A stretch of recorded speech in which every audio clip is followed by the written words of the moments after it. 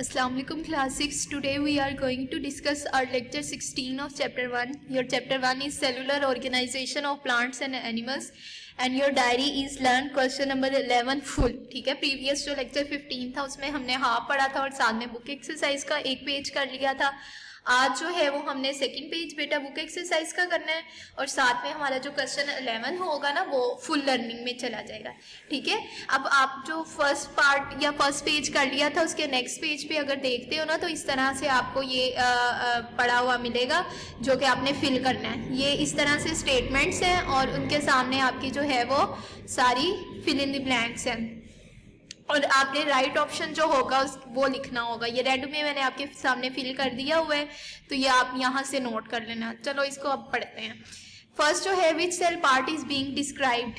आपके सामने ये कुछ मतलब स्टेटमेंट्स हैं और इनका जो राइट ऑप्शन है वो आपने लिखना है. सबसे फर्स्ट है हैव्स कीप साइटोप्लाज्म इनसाइड. मतलब इसके आउटर क्या होती है ऐसी चीज जो कि साइटोप्लाज्म को हमेशा सेल के अंदर ही रखती है. तो सेल मेम्ब्रेन. सेल मेम्ब्रेन बेटा आउटर मेम्ब्रेन होती है और उसके अंदर क्या प्रेजेंट होता है, साइटोप्लाज्म प्रेजेंट होता है.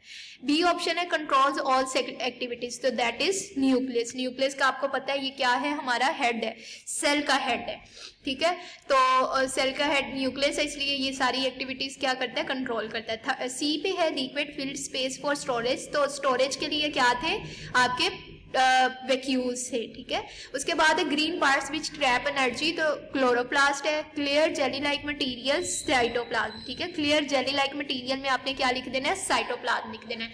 ये आपके एक ये वाला क्वेश्चन हो गया, ये आपने फुल इनके सारे मार्क कर लिया. उसके बाद बेटा ये आप आ जाए कंप्लीट द वेन डायग्राम. ये आपकी वेन डायग्राम बनी हुई है, ये बहुत इंपॉर्टेंट है, ये मोस्टली आ जाती है आपके क्वेश्चंस में पूछी जा सकती है तो इसलिए इसको आपने फिल करना है. ये क्या है, complete the Venn diagram to show what part plant cell have and what parts animal cell have. सबसे पहले तो बेटा आपने क्या करना है, इधर आपने प्लांट सेल लिख लेना है, इस साइड पे आपने एनिमल सेल लिख लेना है. अब आपने बताने हैं प्लांट सेल और एनिमल सेल के कुछ पार्ट्स बताने हैं और कुछ पार्ट्स ऐसे बताने हैं जो कि आपके प्लांट सेल में भी प्रेजेंट होते हैं और एनिमल सेल में भी प्रेजेंट होते हैं. तो प्लांट सेल का सबसे पहला पार्ट है क्लोरोप्लास्ट है. अब क्लोरोप्लास्ट क्या एनिमल सेल में होता है, नहीं होता, इसलिए ये आपका इधर ही आएगा सिर्फ. उसके बाद आपकी सेकंड क्या आएगी, सेल वॉल होगी. सेल वॉल भी क्या एनिमल सेल में होती है, नहीं होती. एनिमल सेल में क्या होती है, सेल मेम्ब्रेन होती है. अगर एनिमल सेल में देखते हैं तो बेटा यहाँ पे आप क्या लिखोगे, सेंट्रियोल्स होते हैं. सेंट्रियोल्स सिर्फ एनिमल सेल में थे लेकिन प्लांट सेल में सेंट्रियोल्स प्रेजेंट नहीं होते.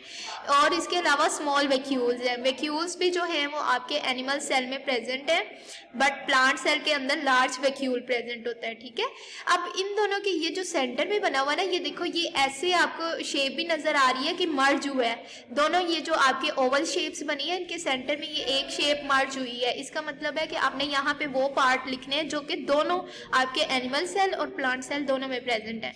तो फर्स्ट पे आप न्यूक्लियस लिख दें और सेकंड पे आप सेल मेम्ब्रेन लिख दें क्योंकि न्यूक्लियस प्लांट सेल में भी होता है और एनिमल सेल में भी, और सेल मेम्ब्रेन भी प्लांट सेल में भी होगी और एनिमल सेल में भी प्रेजेंट होगी. ठीक है, उसके बाद बेटा जो क्वेश्चन 11 था हमारा रूट सिस्टम तक हमने पढ़ लिया था. अब नेक्स्ट जो पोर्शन है वो हमने पढ़ना है.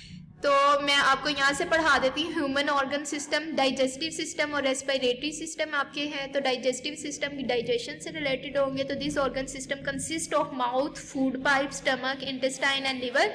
It helps in digestion of food.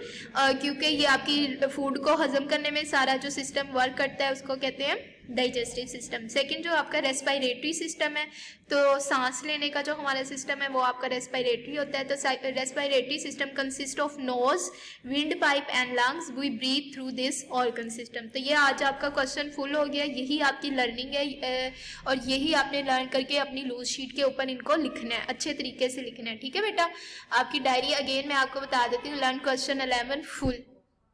Okay, Allah Hafiz.